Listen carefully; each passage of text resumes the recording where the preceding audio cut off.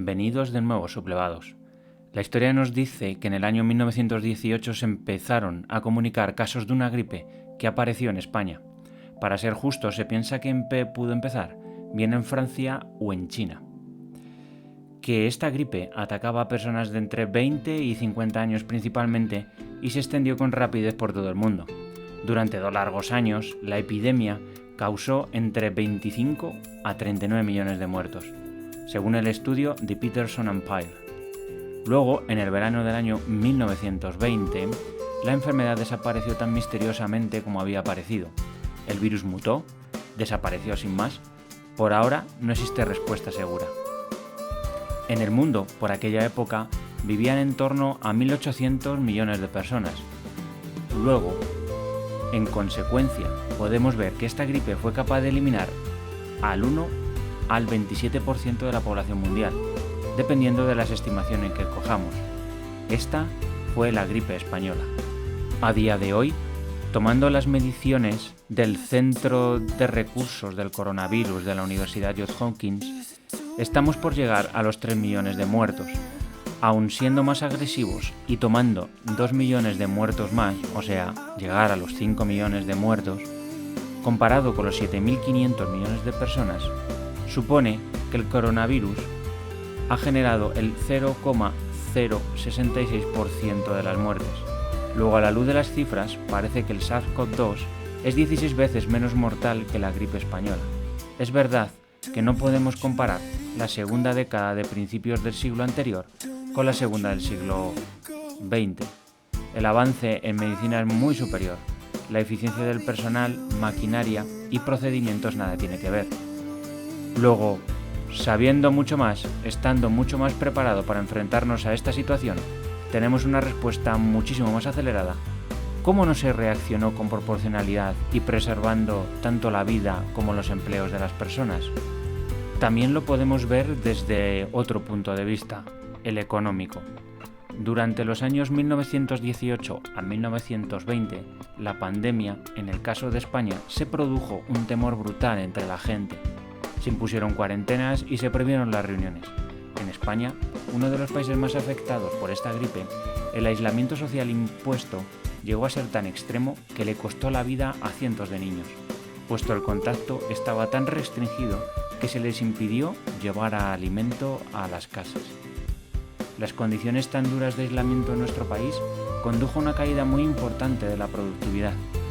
Para intentar sobrevivir, las empresas produjeron los despidos masivos y las tiendas de alimentación no llegaron a bajar los precios y en algunos casos los aumentaron.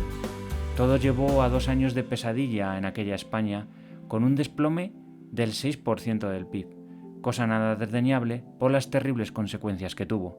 Estas cifras tenemos que tener la consideración de que no son 100% verídicas, puesto que la macroeconomía no estaba tan desarrollada en esa época. Sin embargo, con la crisis del SARS-CoV-2, durante el año 2020, caímos un total de un 11%.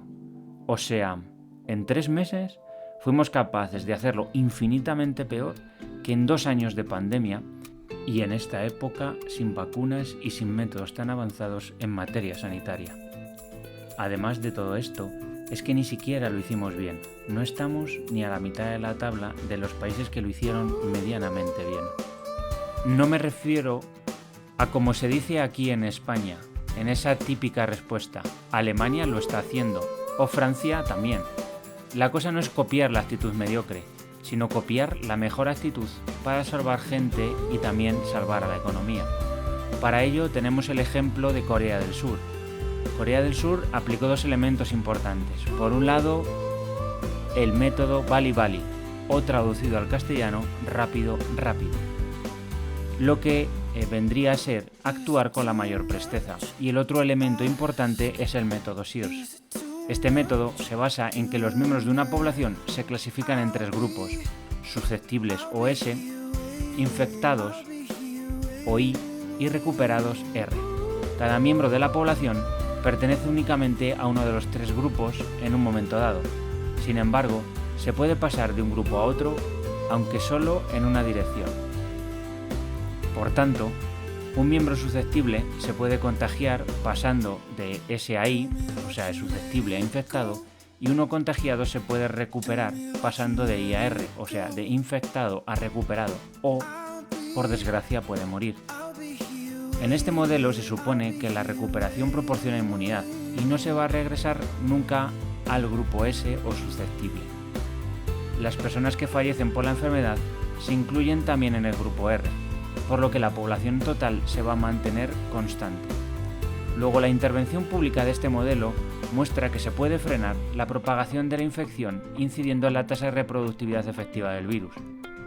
En este caso, se pueden acoger a las siguientes acciones: acortar el tiempo de la enfermedad con medicamentos, cosa que no podemos, que no tenemos medicamentos a tal efecto; reducir los contactos entre personas susceptibles e infectadas mediante las medidas de aislamiento; reducir la población de transmisión mediante el lavado frecuente de manos y uso de mascarillas; y por último, reducir el valor inicial de susceptibles mediante vacunas. Nos suena, ¿verdad? Lo estamos sufriendo en España a día de hoy. La cosa es que el gobierno coreano implementó una respuesta rapidísima, tremendamente eficaz y, sobre todo, no se fió en ningún momento de las autoridades chinas. Hoy tienen un total de 115.000 casos confirmados por coronavirus, con 105.000 curados, y solo tienen 1.802 fallecidos. Sin embargo, España tiene 3,4 millones de infectados confirmados, de los cuales 3,3 millones a día de hoy están curados, aunque algunos con secuelas, y alrededor de 100.000 muertos. ¿Un misterio? Pues la verdad, me temo que no. Todo lo anterior tiene una explicación. Primero, es la actitud totalmente opuesta de nuestro país a no tomar medidas, salvo cuando la ola nos estaba ahogando. Durante semanas vivimos el esperpento estúpido de medios de comunicación riéndose mientras informaban de que el COVID no llegaría a España. Segundo, la falta de cierres fronterizos con Italia y otros países asiáticos, que no se tomó ni una mínima protección frente a las personas con fiebre. Tercero, el carrusel estúpido del 8M, que se tuvo que celebrar sí o sí, aunque nadie que estuviera en sus cabales lo aconsejara. Cuarto, un gobierno totalmente inoperante, ineficiente e incapaz de tomar decisiones de una manera rápida. Durante 2 semanas sufrimos un espectáculo político que, si el mundo lo quiere, pasará a la historia como un gobierno que prefirió hacer el paripé en platós de televisión y actos oficiales antes de mirar por la salud y la economía de los ciudadanos. Y sublevados, es el problema. Realmente el SARS-CoV-2 es un virus muy contagioso y se tiene que tomar unas medidas exquisitas para evitar hacer daño a otras personas. El problema es que los políticos que controlan los estados no dejan a las personas tomar responsabilidad de sus vidas.